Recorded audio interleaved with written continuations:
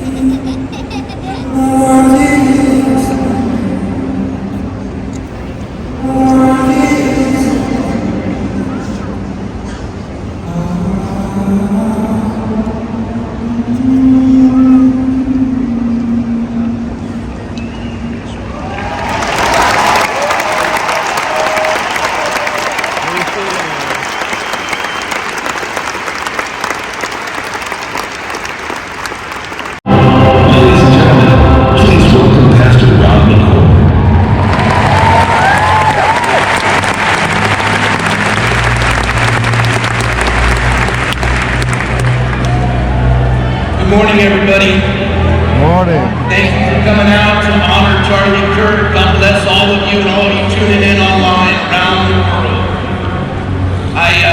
I know you're all wondering who is he and why is he here, and I'm asking myself the same question. Charlie Kirk told me he's pastor. I called him my friend.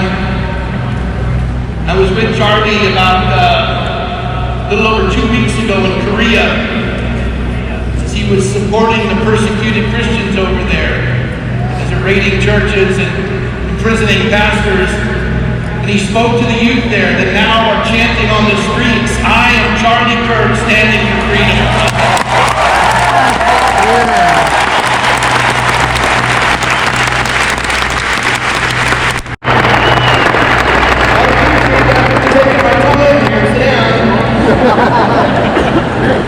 I want to do two things, and then I want to do what I've been called to do. First of all, I was thinking of Abraham Lincoln when I was reflecting on Erica and their two children, Charlie's parents and his sister. Abraham Lincoln said to Mrs. Bixby when she had lost sons in the Civil War, he wrote these words, "I feel how weak and fruitless must be any worth mine." That's what it should be. It should be simple. Ladies and gentlemen, please stand and join us for the national anthem.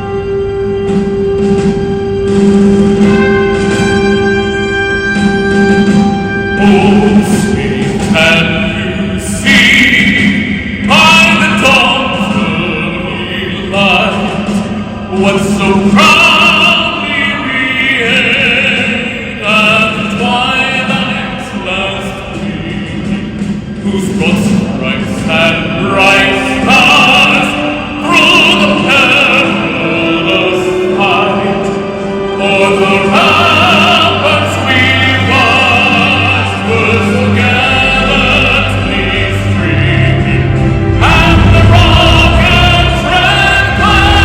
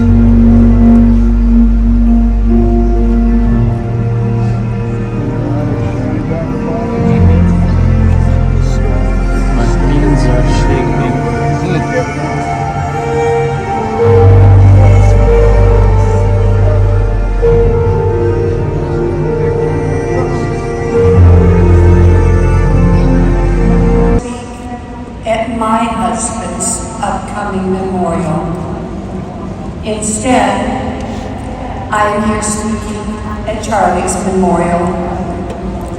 It means a lot to share my story. Almost 12 years ago, I met this bright young man filled with optimism about his plan to reach young people. I was so impressed that I invited him to come to our home and tell my husband and me more about his organization. That challenge grant. After that initial grant, we followed suit with multiple challenge grants, each one larger than the previous, eventually growing into the millions. In the early days, Charlie felt like a son to me. More recently, I was the one looking up to him. Charlie never disappointed. He met every challenge with optimism and grit.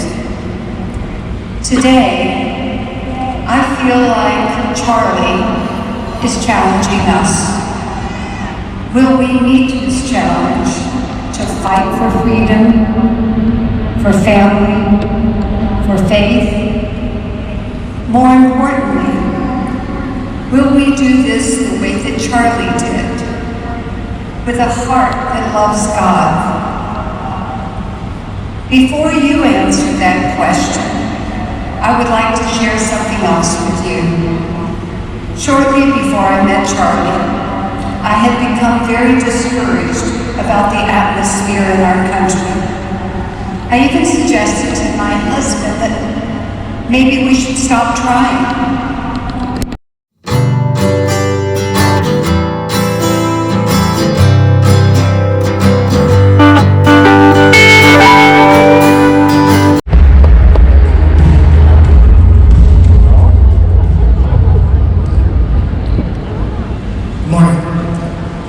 And the pastor, I'm the school teacher.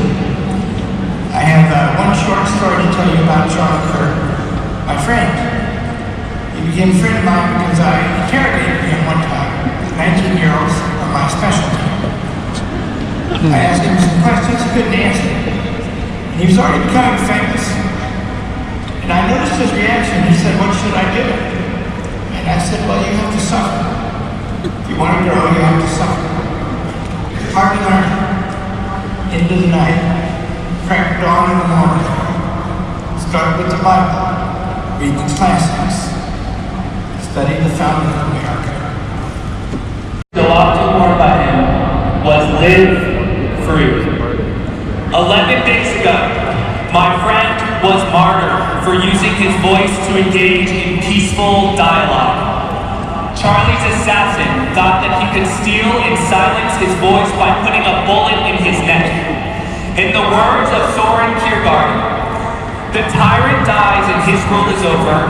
The martyr dies and his rule has just begun.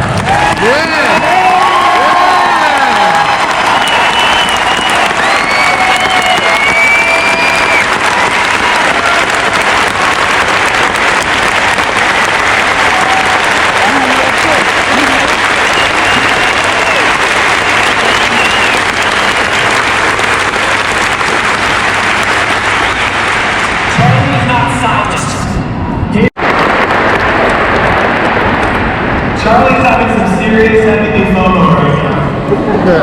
Look at this. You have no idea how much Charlie Kirk wants a bullhorn down here right now. He always said to me, if we could just figure out how to bring the Holy Spirit into a Trump rally. Thank you, Glenn.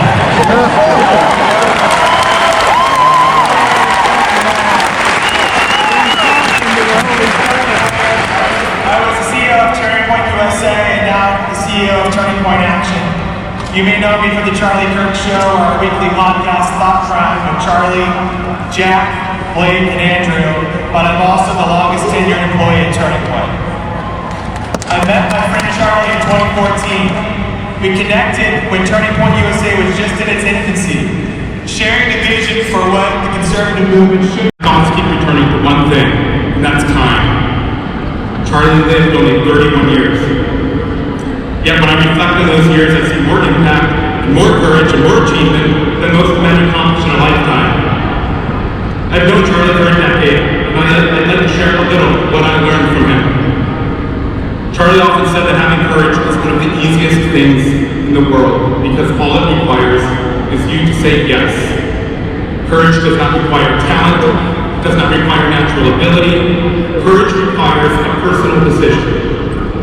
Sheridan. 8 years ago, I met Charlie in a crowded ballroom in West Palm Beach at a David Horowitz Freedom Center event.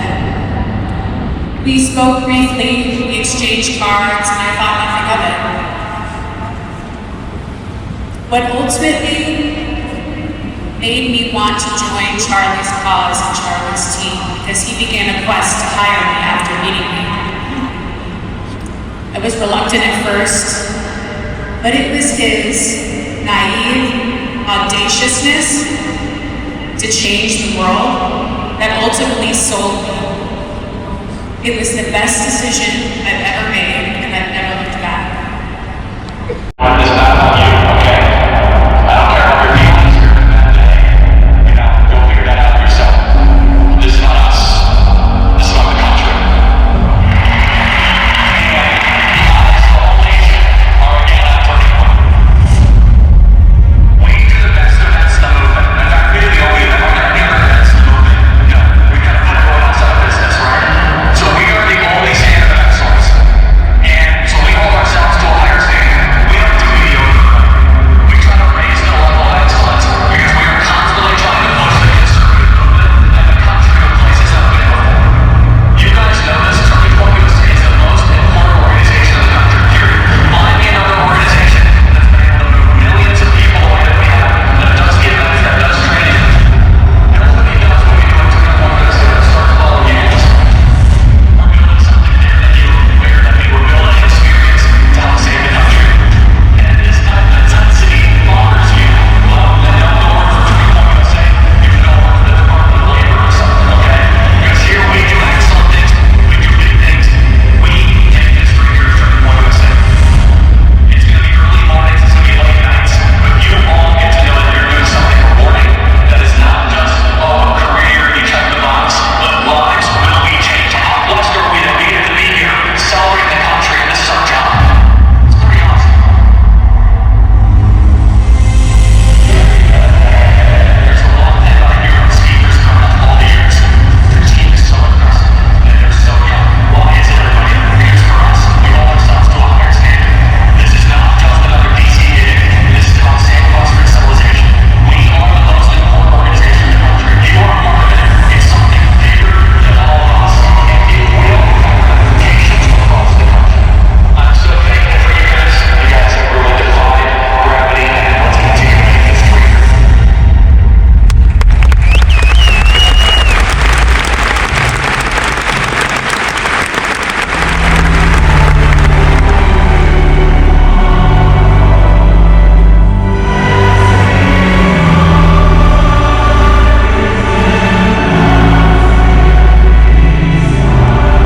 Ladies and gentlemen, please welcome Andrew Colvett.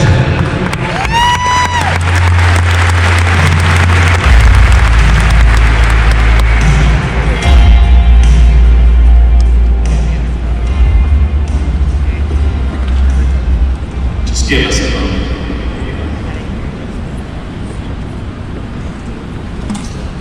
Hello, my name is Andrew Colvett.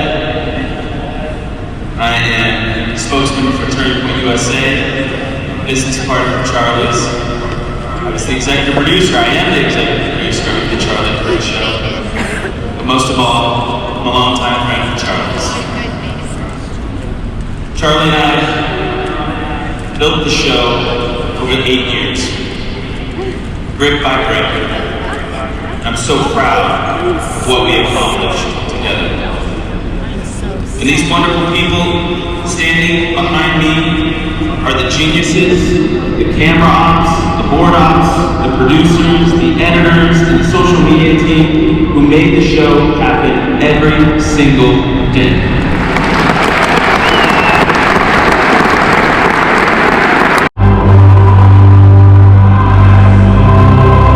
Ladies and gentlemen, please welcome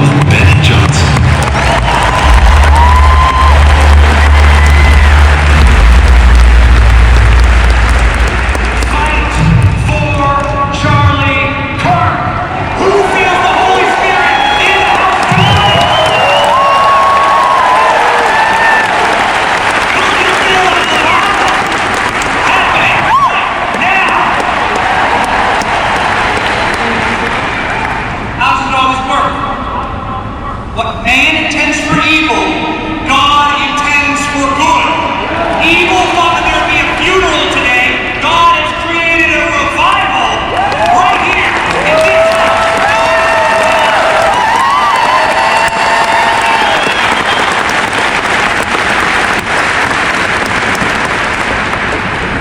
Charlie always had that revival energy, didn't he? When Charlie first met me, I was so degenerate loser. I'm still a loser. I was addicted to alcohol. I had no wife, I had no kids, I had nothing going for me. After 10 years of work with Charlie Kirk, after his witnessing to my life, I have become a Christ-centered man. I am happily married. I'm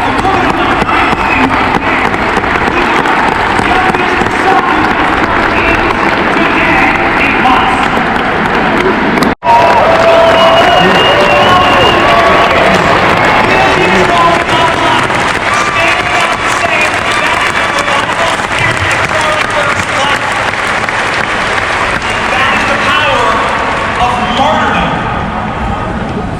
Because Charlie Kirk is a martyr in the true Christian tradition. If you take out a tyrant, his power goes away. You cut down a martyr, his power grows. As we see, time and time again, we're seeing it across this country. Who's seen the full churches, the full parking lots? Yeah. Who knows somebody now who's a Satanist or agnostic? Who's not looking at Charlie's life, this revival moment in our country and going,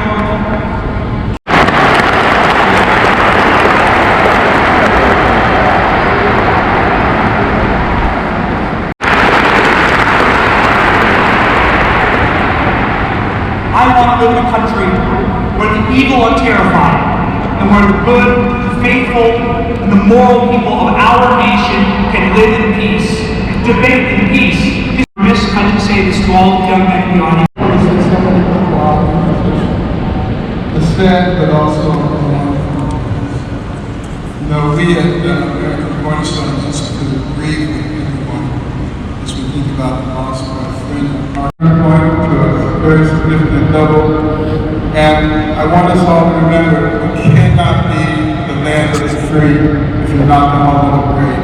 You got to stand down for what we're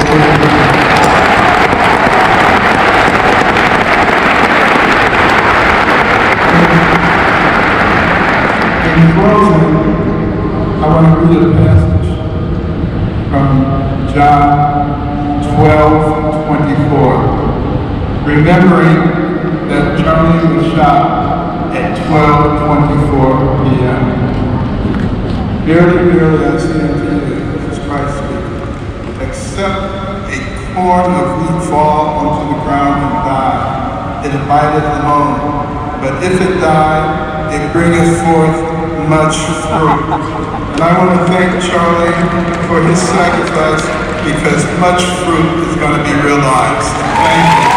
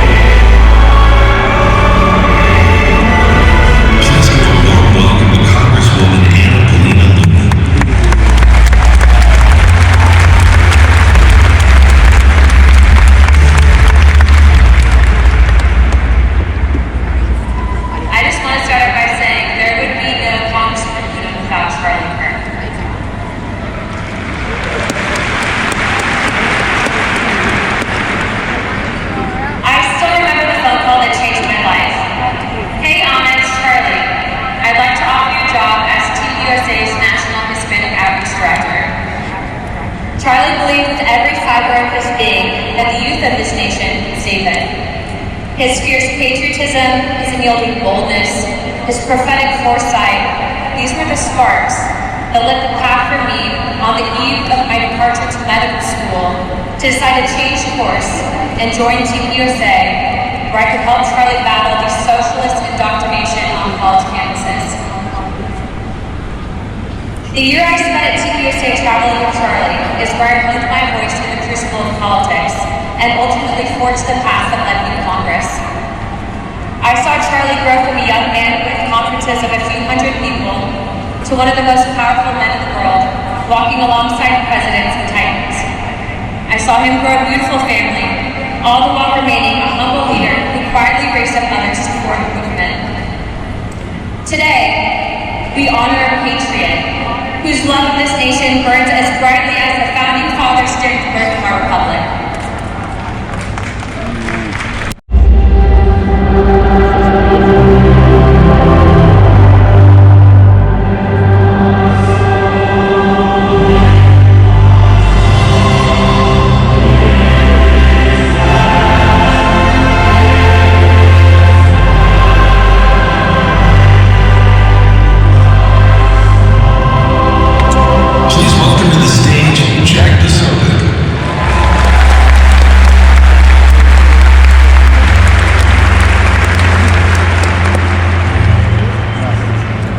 Charlie Kirk.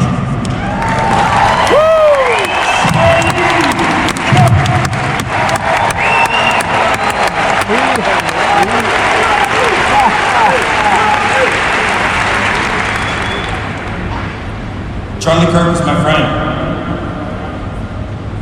Charlie was my brother. Charlie was my commanding officer. And we will never, ever let the left, the media, or the Democrats forget the name of Charlie Kirk.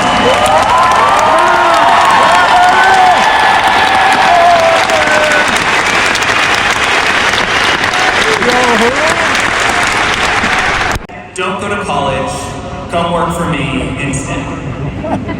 At 18, I canceled my college plans, moved to Arizona.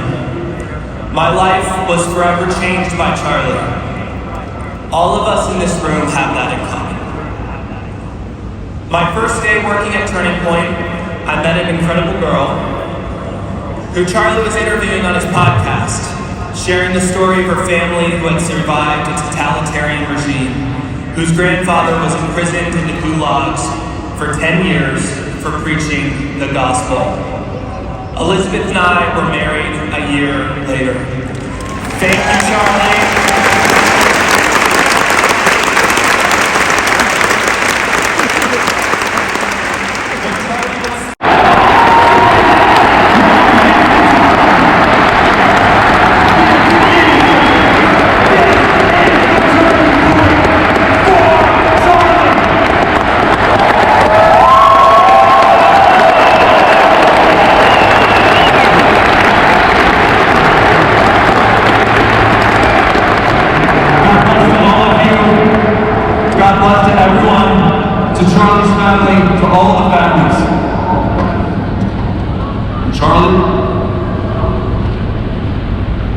Till we meet again, brother.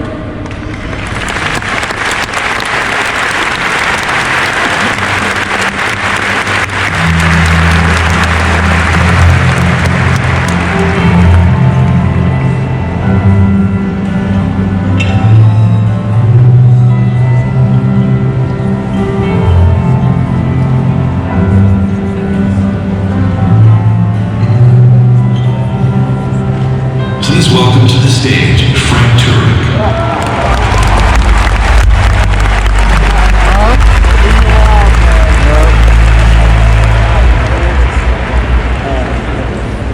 Erica wanted me to share with you what happened after that shot rang out on September 10th. Standing 25 feet with my beloved friend, whose officer's right. Why was I there? About 5 years ago, Charlie asked me if I would mentor him in the evidence for Christianity, because that's one of the things I do.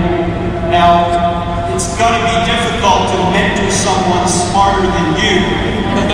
However, the only thing that surpassed Charlie's intellect was his humility. Does anyone in here, does anybody out there watching around the world want justice from an infinitely just being? I don't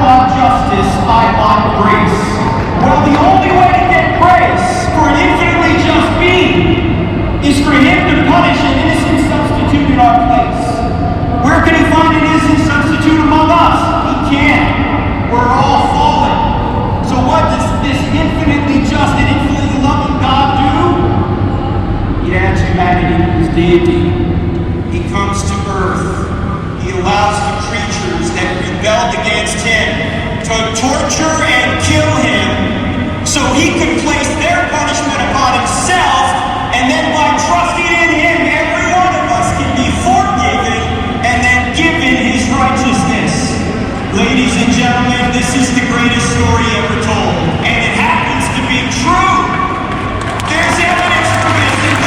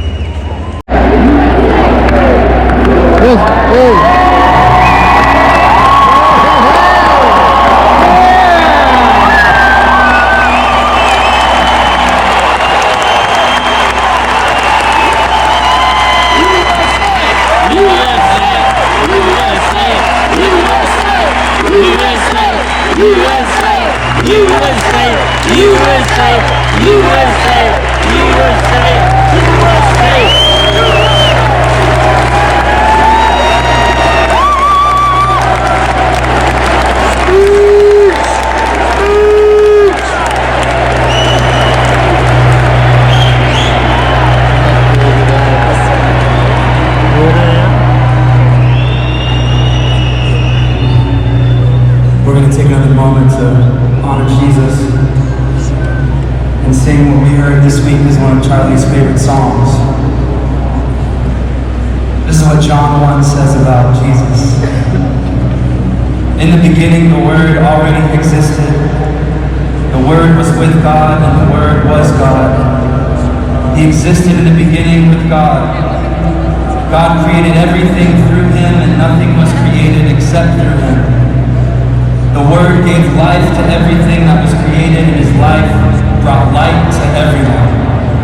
The light shines in the darkness, and the darkness can never extinguish it. He came into the very world he created, but the world didn't recognize him. He came to his own people, and even they rejected him. But to all who believed him and accepted him, he gave the right to become children of God. They are reborn, not with a physical birth resulting from human passion or plan, but a birth that comes from God. So the Word became human and made his home among us. He was full of unfailing love and faithfulness, and we have seen his glory and the glory of the Father's one and only Son. From his abundance we have all received one gracious blessing after another. For the law was given through Moses, but God's unfailing love and faithfulness came through Jesus Christ. No one has ever seen God, but the unique one who is himself God is near to the Father's heart. He has revealed God to us. You pray with me?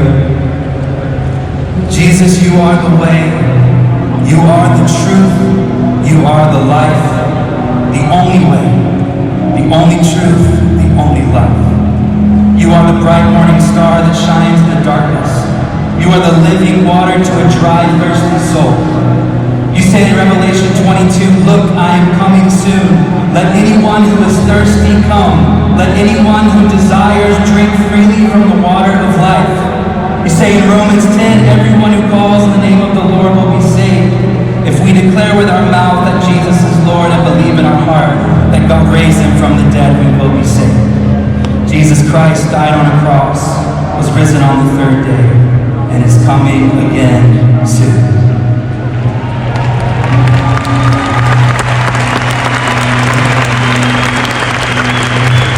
Lord, help every searching heart see you and know you today. Let the door of every heart be open to receive you. Jesus, you are the blessing we're singing about. Let the name of the Lord Almighty be praised today. Amen. Let's sing.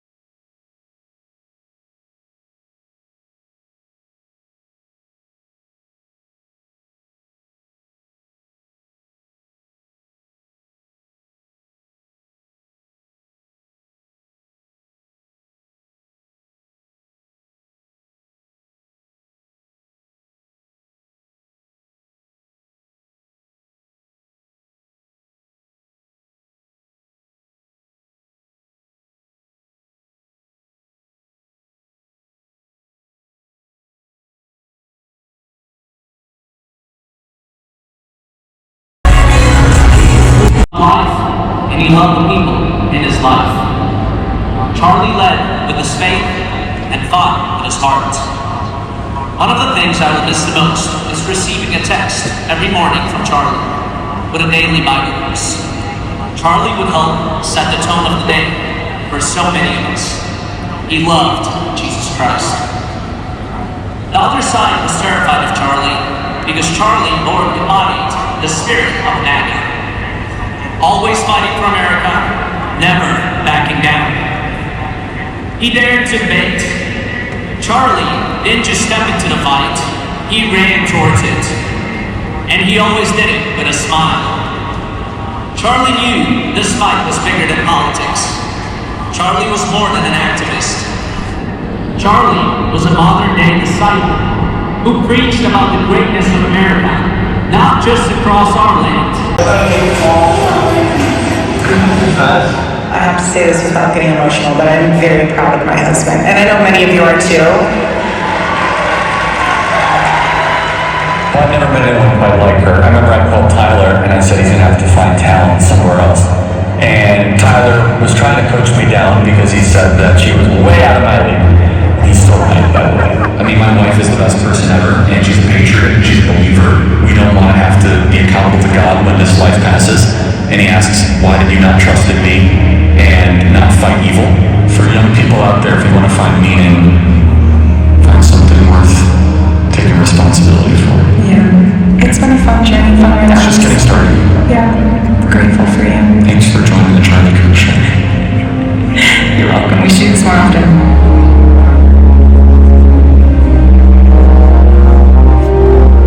He was 18, no money, no map, only a call from God. My political journey was in the midst of the Obama craze in Chicago. As someone who is generally conservative, I realized this generation, millennials, is going to be the most progressive generation in history if we don't do something about this.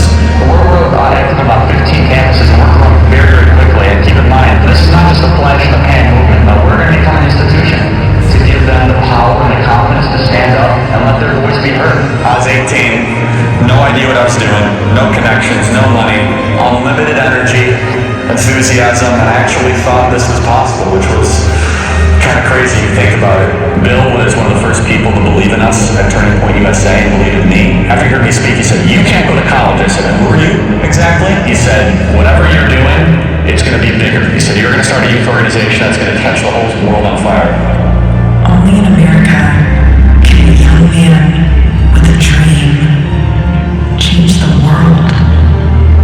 So starting in that garage in Lamont, Illinois, that Bill had for us at 217 and a half Illinois Street, and growing from that forward was a battle. So the first year, we raised $20,000, which at the time was an unbelievable amount of money, right? We didn't have an office, we didn't have a staff, it was just me just traveling the country doing this pure grit, pure energy, and I was driven by core ideas and core principles that we should be thankful, not angry to live in this country. Would you agree? We should be thankful, we should kiss it to the ground and say we are the luckiest human beings ever to exist, that we are able to live in this country. At this time, America is the greatest country ever to exist, period, bar none. It's the greatest country ever to exist, right?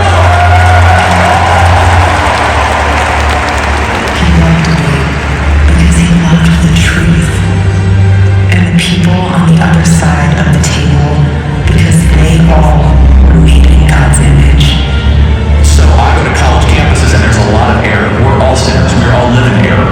We as Christians are called to go into the public arena to correct error with truth. I'm far more interested in what God wants of me than what I want from God. I have the greatest job in the world. I couldn't be happier. Every day I feel as if what I'm saying, what I'm doing is making a difference. To be perfectly honest, I love the debate. I love the exploration of ideas. I think dialogue is a gift given to us by God. Prove me wrong. I have no notes. I have no AI. I have nothing. Tell me why you're correct. For 3 hours I will sit there and everyone will watch. It's a gladiatorial match for the best ideas of the West. And their needs changed him, and he changed them. You see, you're being called upon to be a leader, let's say, that's not merely political. And that's why my understanding of it. Correct. It's an enormous responsibility. Christ would say, being as much truth, which of course I'm inclined towards, as love. What is God's plan when I go on a college campus? I just believe I will only tell truth, I will not compromise, and I'll love on the lost. He was no stranger to threats, to being hated, to being doubted, but he went out anyway, for America, for you. Turning Point will live longer than me, that's my mission. He carried his love for the nation in his hand, and in the other, he carried us. You have worked so hard, and I know a lot of you have seen, obviously, his videos on TikTok and all the stuff he does on campus, but no one gets to see him from my angle except for myself and our children. And the sacrifices that he made this year, he's amazing. I'm very blessed. And I would not have been able to do any of it without Erica.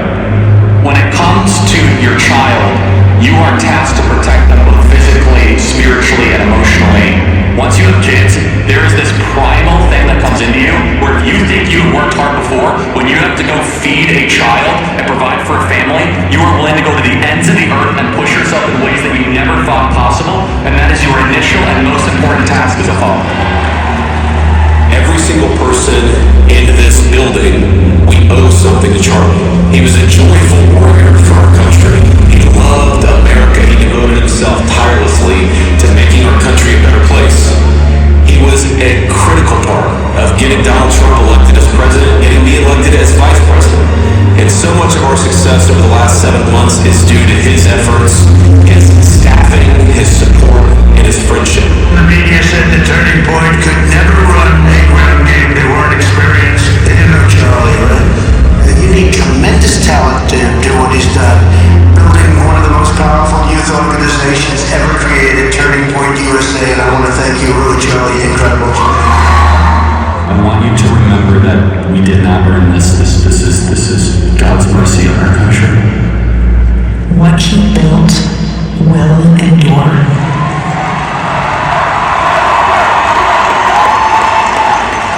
Taking the deep, but sometimes the difficult road is the way that you should configure your life. Getting married and having children is a difficult but deep decision that I hope every single one of you make at some point in your life. Because for every single one of you, there are a couple thousand students that wish they could speak out like you did. And courage is a choice. It takes no skill to be courageous. You might come up to the microphone and say, Charlie, I don't know my talent, I don't know my skill. The cool thing about being courageous is you just have to say, I choose to be courageous. What can I do to save the country? You answer that question every single day because you are doing the work to save this beautiful republic. You are doing something that is bigger than you. He loved this country. He fought for this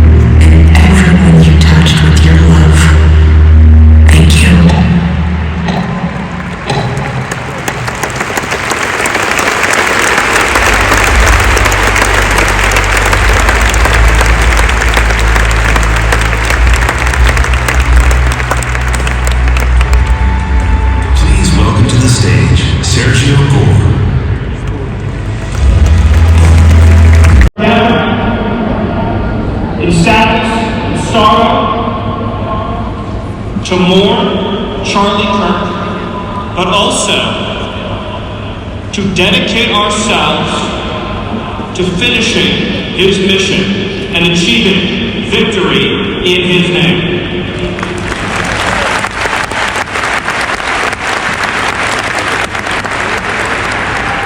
The day that Charlie died, in this republic, because our children are strong, and our grandchildren will be strong, and our children's children's children will be strong. And what will you leave behind? Nothing. Nothing. To our enemies, you have nothing to give, you have nothing to offer, you have nothing to share, but bitterness. We have beauty, we have light, we have goodness, we have determination, we have vision, we have strength. We built the world that we inhabit now, generation by generation, and we will defend this world. We will defend goodness, we will defend life, we will defend virtue. You cannot terrify us, you cannot frighten us. I was blessed to work with Charlie these past few years, and I know he's looking down now, rejoicing because his life, his words, his courage to speak the truth about God, family, and country built the most powerful youth movement in our time.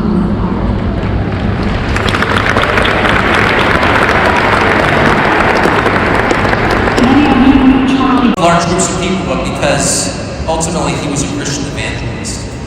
And it actually reminds me of my favorite story ever. So it's about 2,000 years ago in Jerusalem, and Jesus shows up and he starts talking about the people in power, and he starts doing the worst thing you can do, which is telling the truth about people, and they hate it, and they just go bonkers. They hate it, and they become obsessed with making him stop. This guy's got to stop talking.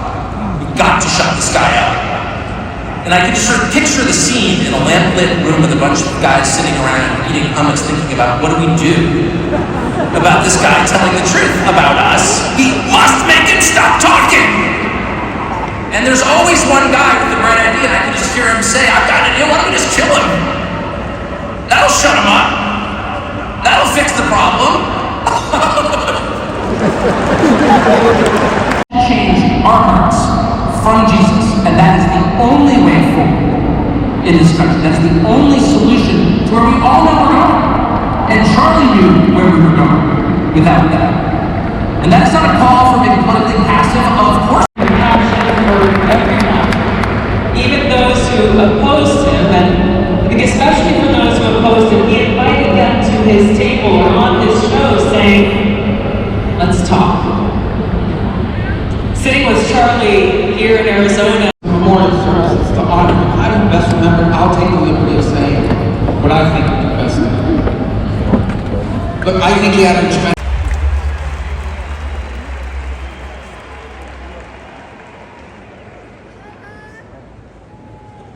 Charlie lived his life as a warrior for truth and for freedom, every single day choosing to step into the arena armed with the Constitution, sparring through debate on the battlefield of ideas, fighting for the heart of our democratic republic, and the unalienable rights endowed upon every one of us by our Creator.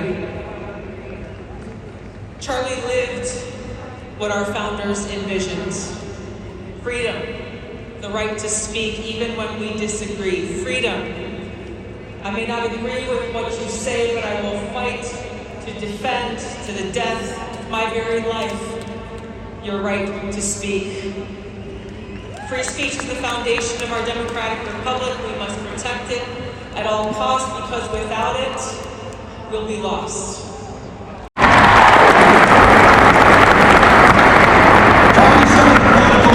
Unleash a spiritual revival. My pastor texted me the day after that horrific event. When I was in the Senate, came to me and said she had met this very impressive young man, and he was going to start this group to go on college campuses and try to convince young Americans that ours is the greatest country in the history of the world, and that Marxism was bad.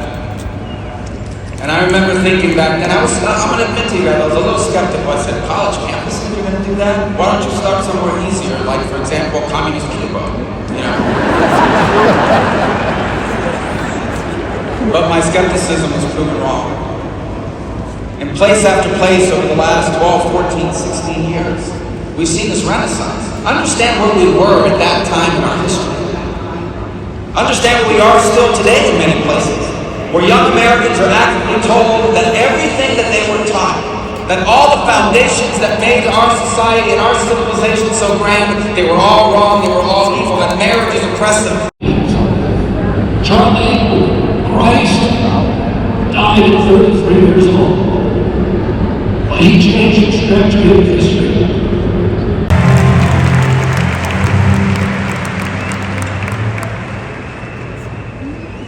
Charlie Kirk, a patriot, a conservative, a leader, a builder, an advocate, an author, a lover of freedom, a husband, a father, a Christian, and a warrior. You see, Charlie Kirk was a true believer for the cause of freedom, for the power of young people, belief in our republic and our founding principles, in America first, and make America great again.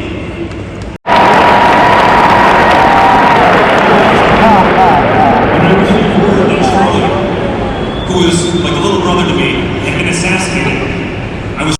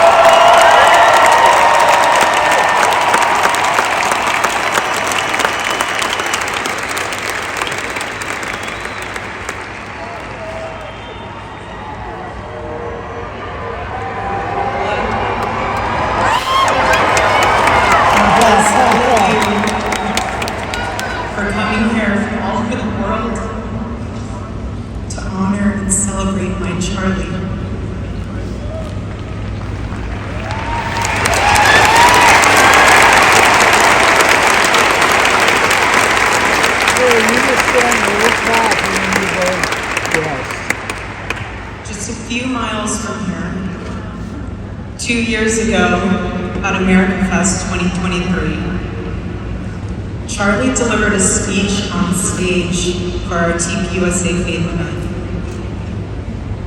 Charlie loves speaking off the cuff. He's very good at that. Without a script. So I personally didn't know what he was going to say.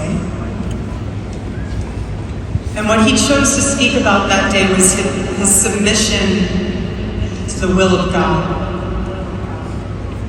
He quoted one of his favorite Bible verses, Isaiah chapter 6, verse 8. Here I am, Lord. Send me. After Charlie finished, I met him backstage, and I spoke to him, and I'll never forget this. I said, Charlie, baby, please talk to me next time before you say that statement. Because when you say something like that, there is so much power in that verse. When you say, here I am, Lord, use me, God will take you up on that. And he did.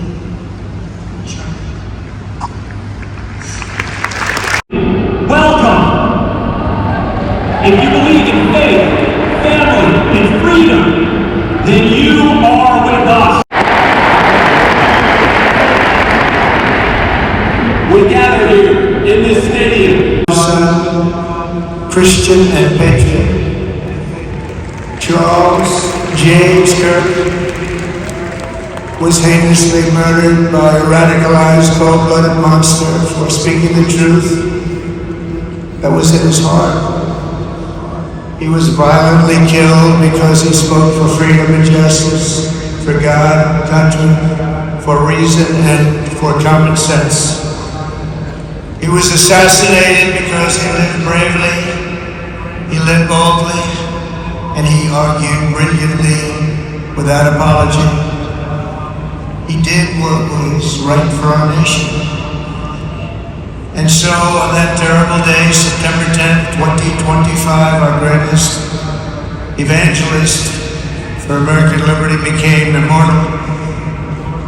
He's a martyr now for American freedom. I know I speak for everyone here today when I say that none of us will ever forget Charlie Kirk, and neither now will history.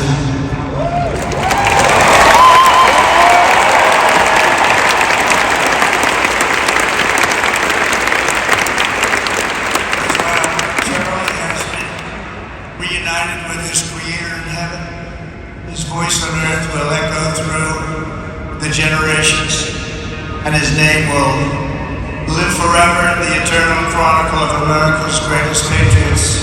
He will live forever. To Charlie's incredible and beautiful widow, Erica, we know the weight of this monumental loss is almost unbearable. But even in the midst of heartache, pain too great to even fathom, you have somehow found the strength of deep faith to be a comfort to millions and millions of people. And thank you very much, Erica. Thank you very much.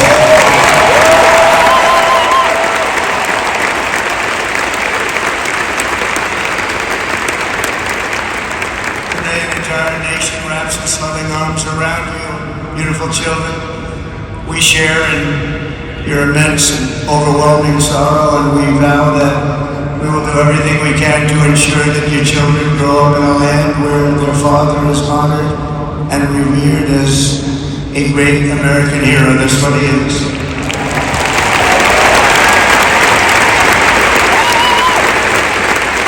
To Charlie's parents, who lost their beloved son, and to the entire Kirk family, we know that no words could ever be enough to fill the void he leaves behind. That's the void that just can't be filled. But I hope the extraordinary outpouring of emotion over these past 11 days has comforted you with the knowledge that your son brought more good and love into this world in his 31 short years than most people, even very, very successful people, can bring in a lifetime.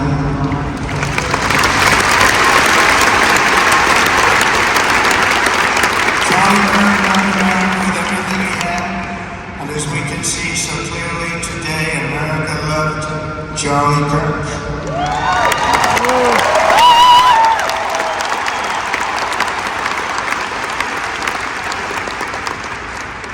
And he could always draw a big crowd. Look at this today. Look at what's going on.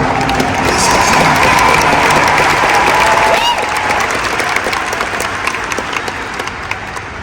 Here today we have the Vice President of the United States, J.D. Vance. We have the Speaker of the U.S. House of Representatives, Mike Johnson. We have countless members of the United States Senate, and I'm sorry I'm not going to introduce you, but I'll be up here. They're all over the place. And likewise, the House of Representatives, they're all over this big stadium. This is not an arena, this is a stadium. A great cabinet, and the stadium packed with rafters of people. Not to mention the one across the street that also has tens of thousands of people.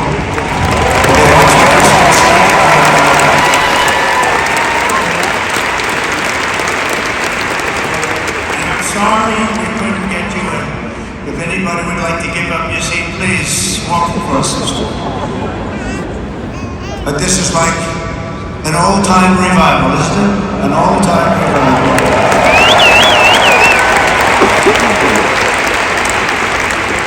For millions of Americans, especially young people, it is agonizing and unthinkable to say goodbye to a patriot whose heart still had so much to give.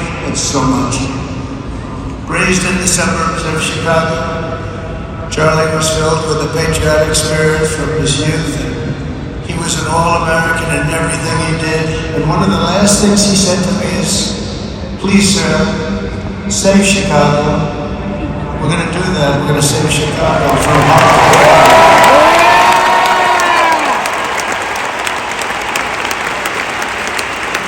In high school, he was the quarterback of the football team and the captain of the basketball team. He was a good athlete. A lot of people don't know that about Charlie. He was an Eagle Scout who spent his school lunch breaks listening to another champion for liberty. Somebody that he greatly admired, Rush Limbaugh.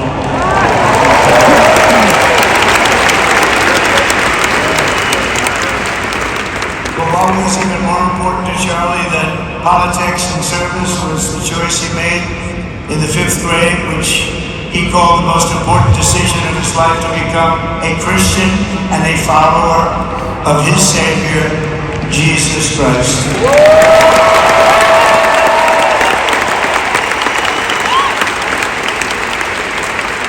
Inspired by faith and his love of freedom, Charlie did something remarkable when he was just 18 years old, on the advice of a mentor who told him to put off going to college because he was doing so well.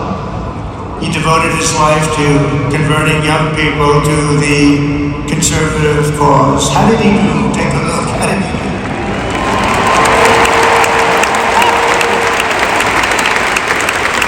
In 2012, 2 days after graduating high school, and with just $1,800 in his pocket, the young man from Illinois, who no one had ever heard of, started an organization whose grand ambitions were captured in its name, Turning Point USA. Great name.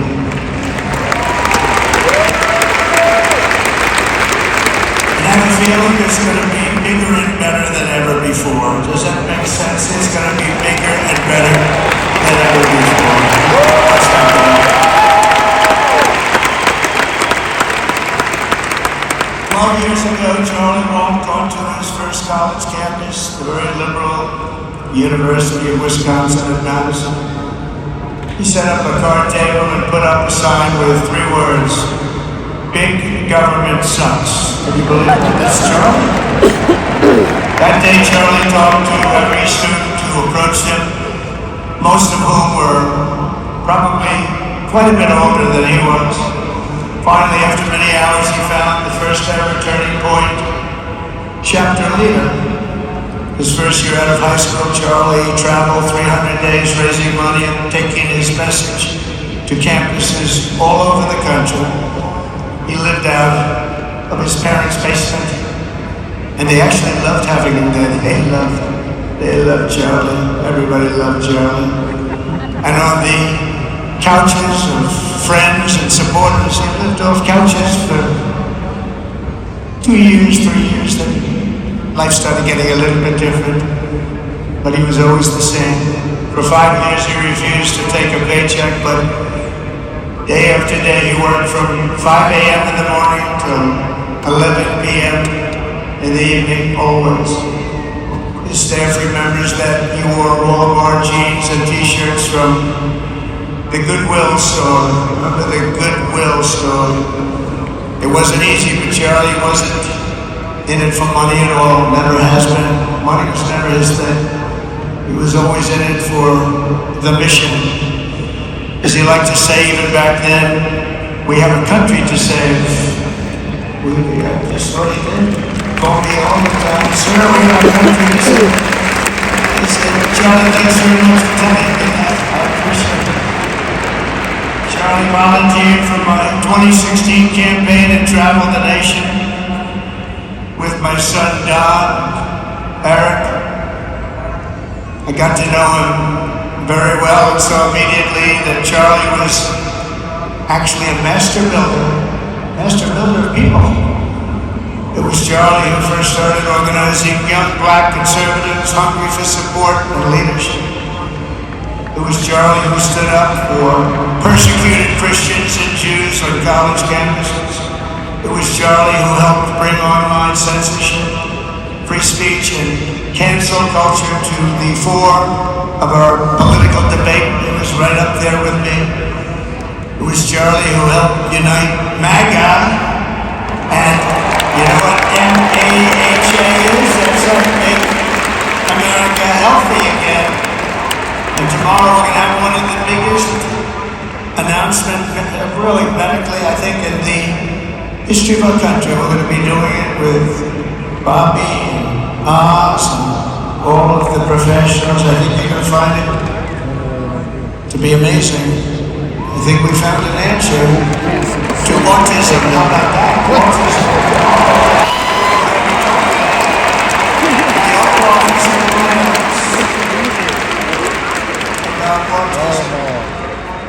How it happens, so we won't let it happen anymore. And how to get at least somewhat better when you have it, so that parents can help their child, their beautiful child. That's simply what I've been bugging everybody over there to get the answer to that. You know, 20 years ago, 1 in 10,000 were born with autism. 20 years ago. The most recent survey says 1 in 12. How bad is that? That's for young boys, baby boys, but also girls, a little bit better. It's about 1 in 20. What we can is obviously there was something really wrong. We think we know what that is. It's going to be, I think it's going to be one of the most important news conferences I'll ever have, and I look so forward to it.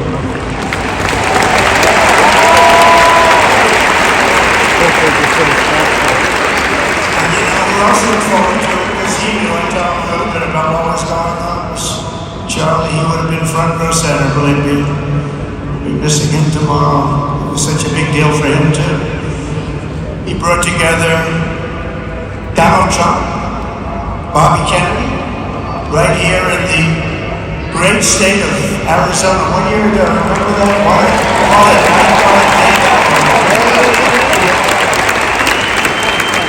It was Charlie who was among the first to speak to me about a man from Ohio by the name of J.D. Vance. Have you ever heard of him?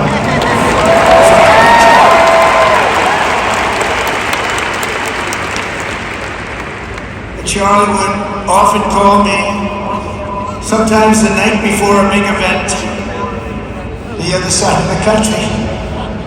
And he'd ask me, he'd say, do you think you could come and speak at the event? The following day, right? I'd say, Charlie, I'm the President of the United States. You want me to travel 4 hours by plane? And you know, sometimes I did it. He was a very good guy. He was a very convincing guy. He didn't stop. But he would ask me things like that. Sir, could you be here tomorrow in California? I said, Charlie, give me a break, please.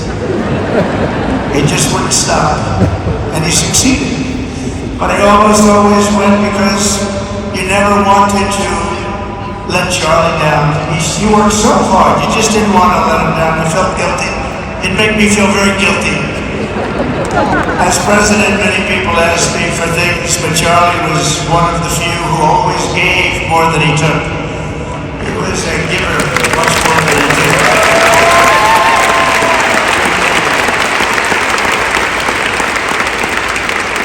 And no matter how big Charlie became, no one was too small for him to notice. He was good to everybody, didn't matter.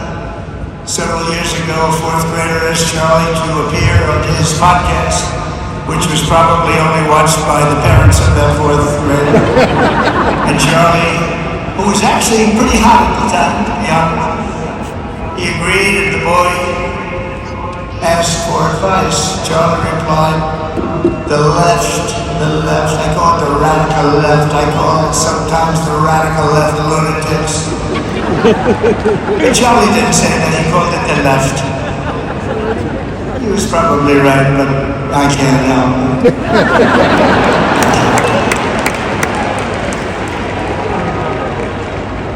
So he said the left, radical left lunatics, may have all the money in the world, but they can never outwork me.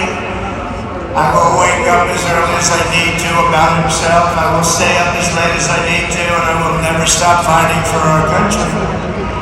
And he did this until his dying breath. That's what he was doing. That's what he was doing. Wow. What a horrible moment. I was in the Oval Office when I heard they came in, and it was like a surreal experience, and terrible. I had some very big people in the Oval Office, and I was in the midst of a very important conversation for our country. Big people, the biggest. And I said, you have to leave now. When they told me that, they told me in front of a group of very powerful people. I said, you have to leave now, right now, please. Right now. You have to leave, go. By his own determination and skill, Charlie Kirk built Turning Point from his humble beginnings, the beginnings that nobody believed could ever end up something like this, into a great movement and a juggernaut of American politics. And you know, we have a massive stadium loaded up with people, but he got tremendous crowds before he had this kind of horrible news, before we had to hear what happened so terribly. He delivered more than 250 speeches a year at over 200 colleges and universities, and that was at a time when it was not really vogue to go to colleges and universities if you were a conservative. It really took great courage. And we used to talk, and I said, you know, I think they're much more conservative than we know, and he agreed, but it just wasn't something that was happening, because the radical left would do very bad things, very dangerous. But Charlie set up chapters on 2,200 campuses and spoke at more than 1,000 churches. He launched a podcast and radio show that grew to an audience of 1 million Americans a day, one of the bigger shows on radio. And Charlie didn't just bring young people into the movement. All of a sudden it started to grow by leaps and bounds. By 2024, we want more young people than any Republican candidate in the history of our country, including for the first time a majority of males.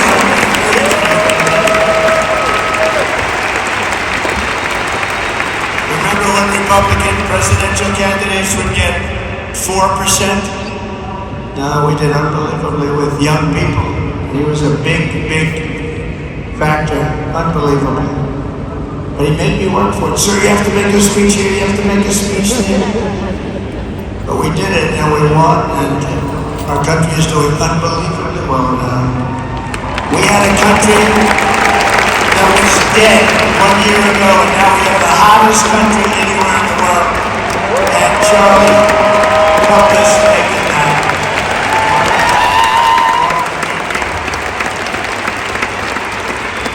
But through it all, the core of Charlie's message and his basic method never changed. It never really changed. It stayed the same person also. At every campus event, Charlie asked the people who disagreed with him to come forward, and instead of silencing them, he handed them a microphone and let them speak.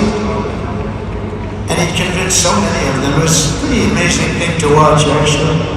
Shortly before Charlie arrived on campus, the day he was assassinated, a staff member texted him that there were many critics and students who were opposed to his views, and rather strenuously in the crowd. That actually made him feel good because he wanted to convince them. He understood, he really did, he understood what was right, and he was right about that. A lot of it was based on common sense, by the way. Charlie wrote back to the staff member saying, I'm not here to fight them, I want to know them and love them, and I want to reach them and try and lead them into a great way of life in our country. In that private moment on his dying day, we find everything we need to know about who Charlie Kirk truly was. He was a missionary with a noble spirit and a great, great purpose. He did not hate his opponents. He wanted the best for them. That's where I disagree with Charlie. I hate my opponent. And I don't want the best for them. I'm sorry. I am sorry. But now Eric, you can talk to me and hope that maybe they can convince me that that's not right, but I can't stand my opponent.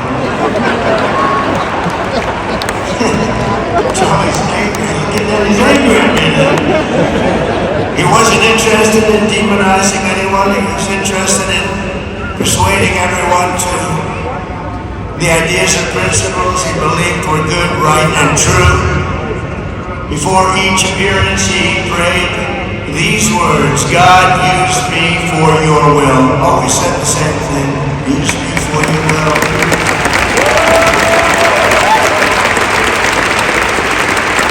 And that is exactly what God did. What do you think? That's exactly what he did.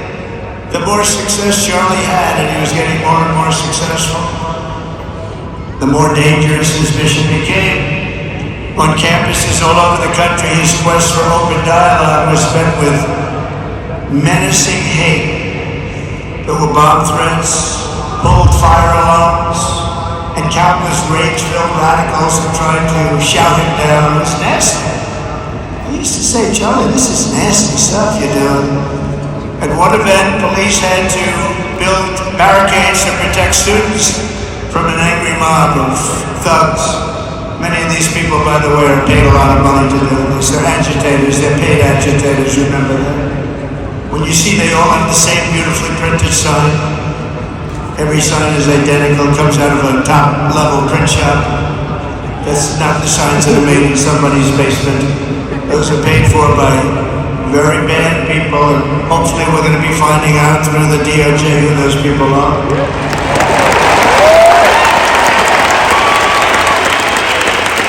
At another college, Antifa terrorists shattered windows, threw rocks, and tried to storm the building where Charlie was speaking.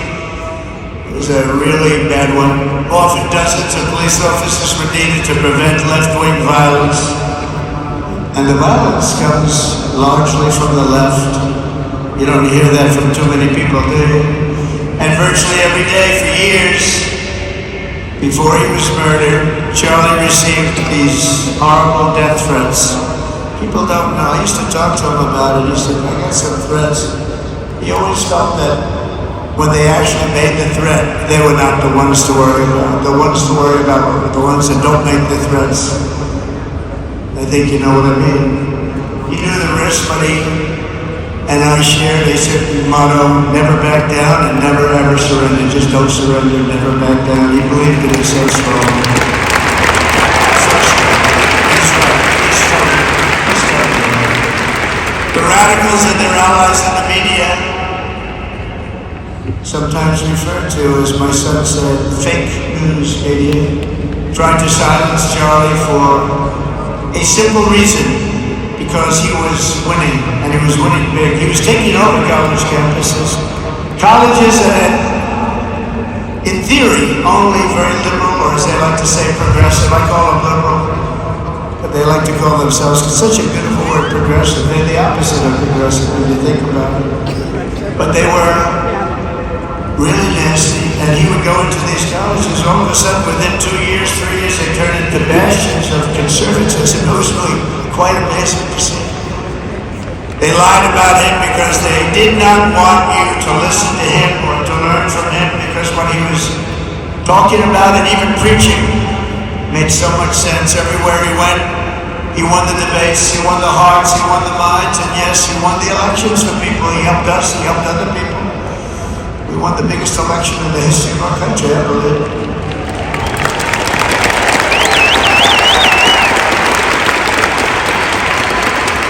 Charlie Kirk was without a doubt among the most influential figures in the most important election in the history of our country. The election of, that beautiful day, November 5th, 2024. Do you remember that day? It was not what a day that was. I mean, we had a pretty good day in the first one. And I must tell you, on the second one, we had a phenomenal day. But a lot of bad things happened. And now that's not even questioned. They cheated like dogs, but we got them back, didn't we? But we owe Charlie a profound and eternal debt of gratitude now, just like Charlie and Erica made Turning Point hot. We are looking at a country that has the chance to attain a level like never before. Tariffs are making us rich again, richer than anybody ever thought was possible.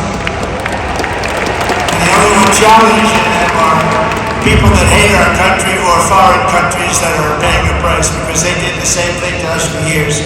They took advantage of us, but we're making money, we're becoming richer and richer, and we're taking care of our people better and better when we do that, and we can take care of other countries better and better, but we're doing unbelievably well. The tariffs have really been a hold. The election was big, but the tariffs, because of the election, came in. Remember, other nations do that to us, and Charlie understood that. He saw the money.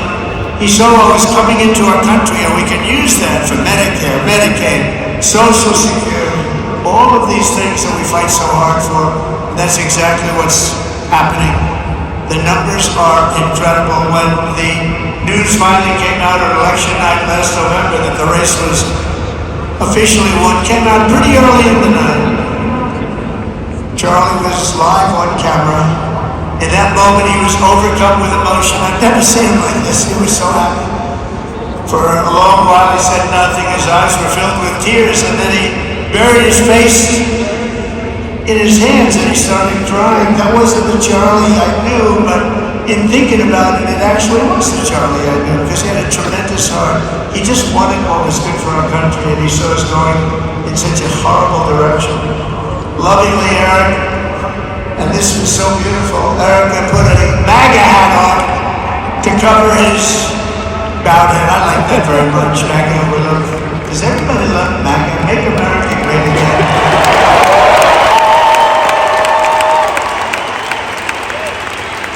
Joe Biden used to get up, remember the speeches? We will stop MAGA. We will stop MAGA. You can barely get the words out.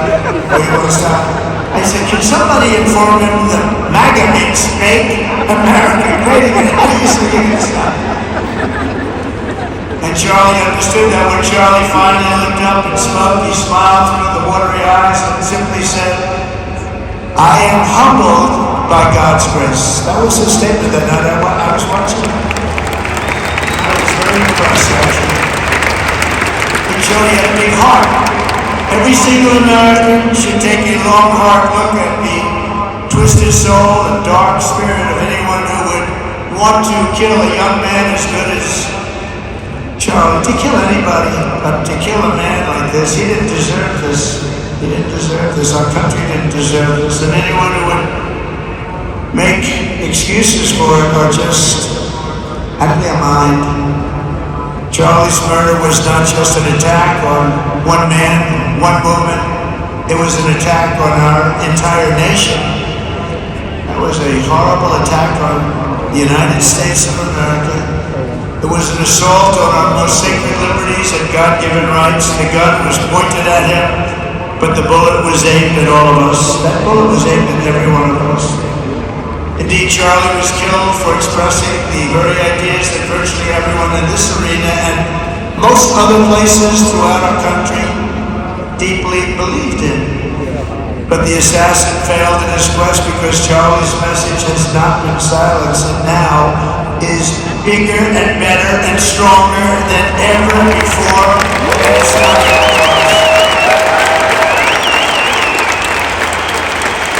and it's rare that such a thing happens, but Charlie is bigger today than he was. Think about it. Just 2 weeks ago, he's bigger today than he was 2 weeks ago. Now, that may not help his friends and loved ones, of which there are so many. It may not help Erica and those beautiful children who have to suffer so horribly through this moment, but they know it's true. He's bigger now than ever before, and he's eternal. He's eternal. And I just want to say we love him. And he's looking down at us right now, and he said, wow, that's a great crowd. He said, that's a great crowd.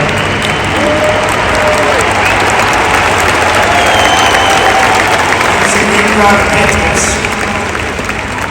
But that's why I will soon award Charlie the nation's highest civilian honor, the Presidential Medal of Freedom. It's the highest.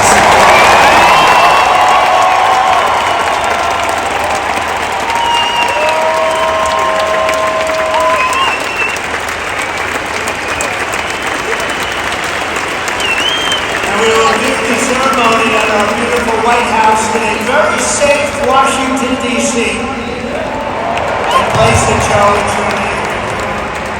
Yeah, we stopped the crime in Washington, took 12 days.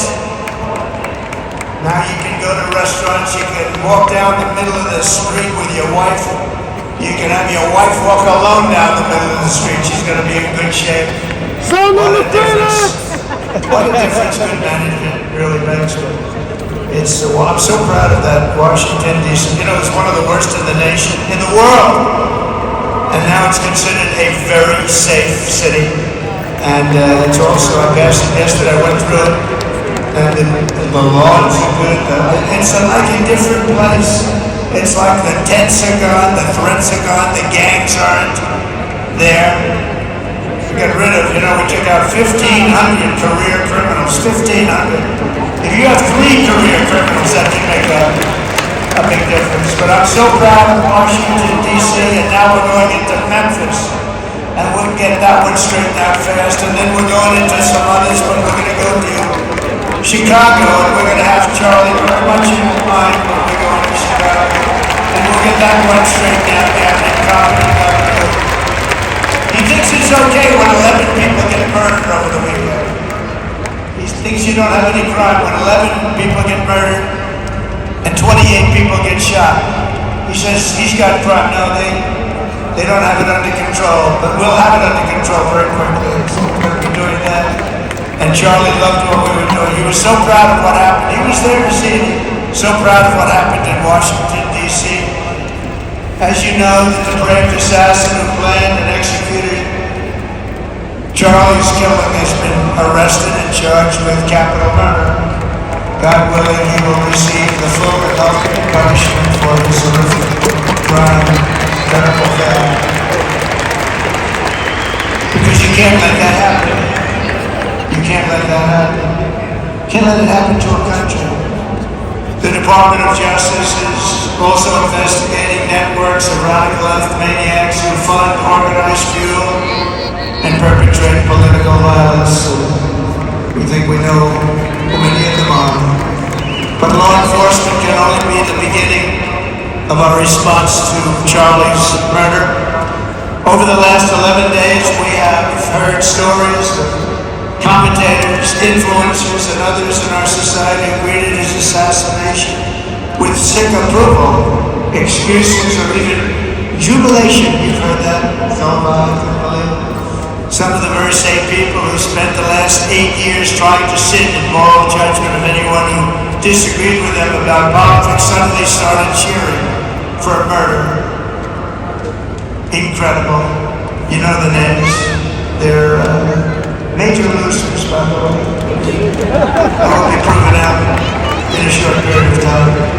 Some of the very people who call you a hater for using the wrong pronoun were filled with glee at the killing of a father with two beautiful young children. And the same commentators who this week are screaming fascism over a canceled late-night TV show where the anchor had no talent and no ratings.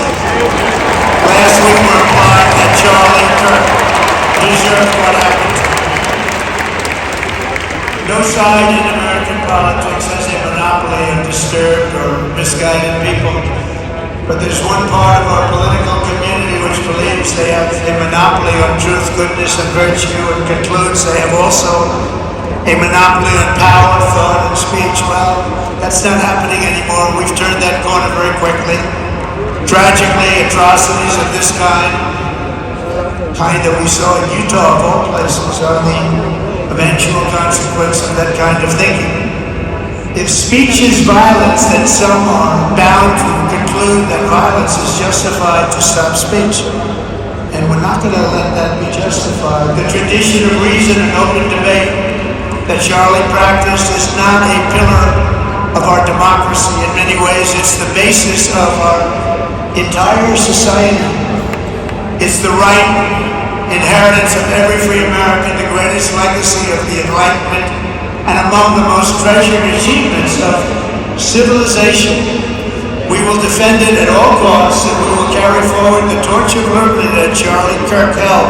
So proud and so high, he was so proud, and he did hold that torch high. We will never, ever let it fail. We will never let it fail.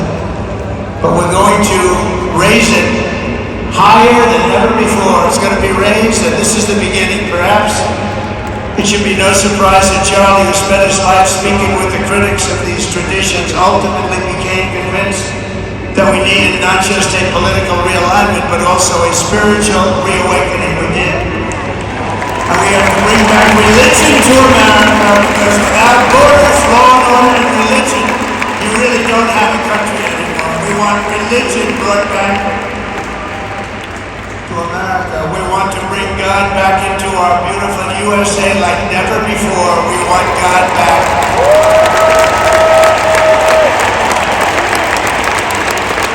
Charlie would have been so pleased to hear his friends and colleagues today giving testimony and giving glory to God. Within minutes of the gunshot in Utah, millions of Americans, young and old, heard the news and dropped to their knees and started praying. Even many who rarely prayed asked God for a miracle. Please, God, save Charlie. But although Charlie's time with us on earth is ended, those prayers for a miracle have already been answered. Look at what's happening. Look at what's happening. In the days since Charlie's death, we've seen how his legacy has touched so many millions around the world. In Calgary, Canada, thousands gathered at City Hall to sing the American national anthem and raise up posters with the name Charlie Kirk. In Seoul, South Korea, crowds gathered to wave American flags and shout, "We are for Charlie Kirk." His memory has been honored in the streets of Berlin, Warsaw, Vienna, Sydney, Madrid, London, Tel Aviv, and all over the world. So beautiful to watch. A man as far away as rural Australia texted a pastor, "I'm going to come to church tomorrow for the first time ever." The pastor asked, "Why is that?" The man replied, "Because of Charlie Kirk." Can you imagine? The lesson of Charlie's life is that you should never underestimate what one person can do with a good heart, a righteous cause, a cheerful spirit, and the will to fight, fight, fight.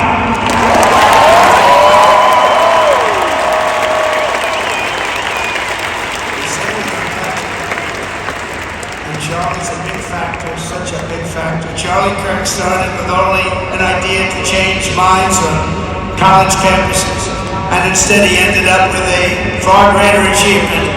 changing history. Changed history. Today, Charlie Kirk rests in glory in heaven for all eternity.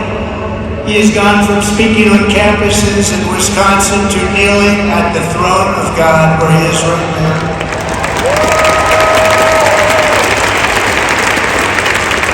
We grieve for the friend and leader that we have lost, but we go forward strengthened by his faith, bolstered by his courage, and inspired by his example to defend the country he lived for the freedoms he died for, the values in which he so deeply believed. He believed in values that we should all believe in. Charlie created something very special. It's called Turning Point USA. And under the leadership and love of Erica, it will become bigger and better and stronger than ever before.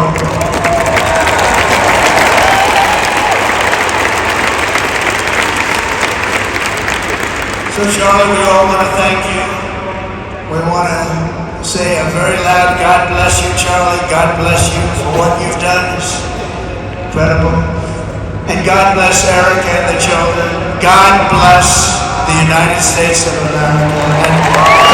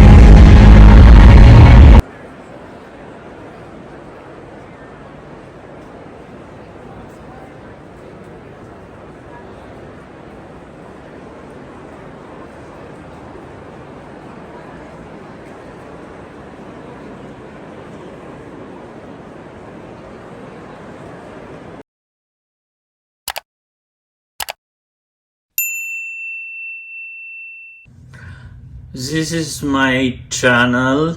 To subscribe, click on subscribe, and it's free, doesn't cost you nothing, and help me so much. And please make a comments, what do you want to see on my channel, so I can improve my videos. Thank you very much and have a nice day.